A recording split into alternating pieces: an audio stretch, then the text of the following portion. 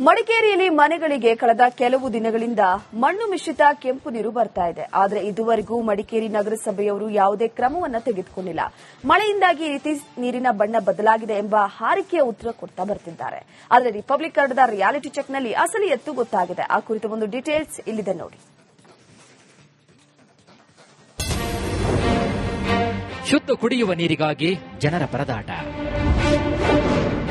ಕೆಟ್ಟು ನಿಂತ ಶುದ್ದೀಕರಣ ಘಟಕ, ಅಧಿಕಾರಿಗಳು ಮೌನ. ಮಂಜನನಗರಿ ಮಡಿಕೇರಿ ನಗರಕ್ಕೆ ಕಳೆದ 2 ವಾರಗಳಿಂದ ಶುದ್ಧ ಕುಡಿಯುವ ನೀರು ಬರ್ತಿಲ್ಲ. ಬದಲಾಗಿ ಮಣ್ಣು ಮಿಶ್ರಿತ ಕೆಂಪು ಬಣ್ಣದ ನೀರು ಸರಬರಾಜು ಆಗ್ತಿದೆ. ಮನೆಗಳಿಗೆ ಸರಬರಾಜು ಆಗುತ್ತಿರುವಂತಹ ನೀರನ್ನ ನೇರವಾಗಿ ಬಳಕೆ ಮಾಡಲಾಗದೆ ಜನತೆ ತೀವ್ರ ಸಂಕಷ್ಟವನ್ನ ಎದುರಿಸ್ತಾ ಇದ್ದಾರೆ. ಮಡಿಕೇರಿಗೆ ಕೂಟುಹೊಳೆಯಿಂದ ಕುಡಿಯುವ ನೀರು ಸರಬರಾಜು ಆಗ್ತಾ ಇದೆ. ನೀರಿನ ಯಾವುದೇ ಸಮಸ್ಯೆ ಇಲ್ಲ. ಜೊತೆಗೆ ನೀರಿನ ಬಣ್ಣ ಎಂದಿನಂತೆ ಯಥಾಸ್ಥಿತಿಯಲ್ಲಿದೆ. ಈ ಜಲಾಶಯದಿಂದ ನೀರನ್ನ ಮಡಿಕೇರಿಯ ಶುದ್ದೀಕರಣ ಘಟಕಕ್ಕೆ ಸರಬರಾಜು ಮಾಡಲಾಗ್ತಾ ಇದೆ. ಇಲ್ಲಿ ಶುದ್ದೀಕರಿಸಿ ನಗರದ ಮನೆಗಳಿಗೆ ಪೂರೈಕೆ ಮಾಡಲಾಗುತ್ತದೆ. ಆದರೆ ಕಳೆದ 2 ವಾರಗಳಿಂದ ನೀರು ಸಂಪೂರ್ಣವಾಗಿ ಕೆಂಪು ಬಣ್ಣದಿಂದ ಬರ್ತಾ ಇದ್ದು ಬಳಸಲು ಯೋಗ್ಯವಾಗುತ್ತಿಲ್ಲ ಅಂತ ಮಡಿಕೇರಿ ನಿವಾಸಿಗಳು ಹೇಳ್ತಿದ್ದಾರೆ.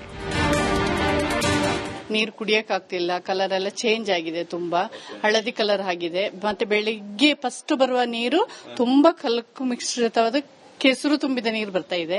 ಅದಂತೂ ಯೂಸ್ ಮಾಡಕ್ ಆಗಲ್ಲ.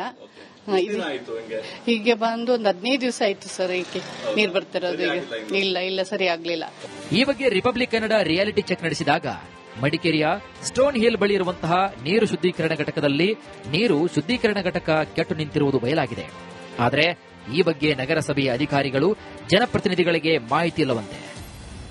ನಮಗೆ ನಾನೊಂದು ಸಾರ್ವಜನಿಕರಾಗಿ ನಮ್ಮ ನೀರೆಲ್ಲ ಹೆಂಗ್ ಬರ್ತಾ ಇತ್ತು ಅಂದ್ರೆ ಒಂದು 15 ದಿವಸದಿಂದ ಕೆಂಪು ಮಿಶ್ರಿತವಾದಂತಹ ನೀರು ಬರ್ತಾ ಇತ್ತು. ಸೊ ಇದನ್ನ ಅನುಮಾನ ನಮಗೆ ಬಂದ ಮೇಲೆ ನಾವು ಮಾಧ್ಯಮದವ್ರ ಬಗ್ಗೆ ಚರ್ಚೆ ಮಾಡಿದ್ವಿ. ನೋಡಿ, ಈ ತರ ನೀರು ಬರ್ತಾ ಇದೆ ಅಂತ ಹೇಳಿದಾಗ ಇವತ್ತು ನಾವು ಇಲ್ಲಿ ಬಂದು ನಾವು ವೀಕ್ಷಣೆ ಮಾಡಿ ನೋಡಿದಾಗ ಅಲ್ಲಿ ಒಂದು ಫಿಲ್ಟರ್ ಮಾಡೋದಂತ ಪಾಯಿಂಟ್ ವರ್ಕ್ ಆಗ್ತಾ ಇಲ್ಲ. ಆ ಫಿಲ್ಟರ್ ನೇರವಾಗಿ ಡೈರೆಕ್ಟ್ ಆಗಿ ಸಾರ್ವಜನಿಕರಿಗೆ ಹೋಗ್ತಾ ಇರೋದ್ರಿಂದ ಈ ಕಲರ್ ಬರ್ತಾ ಇದೆ ಅಂತ ನಮಗೆ ಮಾಹಿತಿ ಲಭ್ಯವಾಯಿತು. ಆದ್ರೆ ತಕ್ಷಣ ಅಧಿಕಾರಿಗಳಿಗೆ ನಾವೇನಂತ ಕೇಳ್ಕೊಳ್ಳೋದಂದ್ರೆ ಇಮ್ಮಿಡಿಯೇಟ್ ಆಗಿ ಅವರು ಆ ಫಿಲ್ಟರ್ ಪಾಯಿಂಟ್ ರೆಡಿ ಮಾಡಬೇಕು.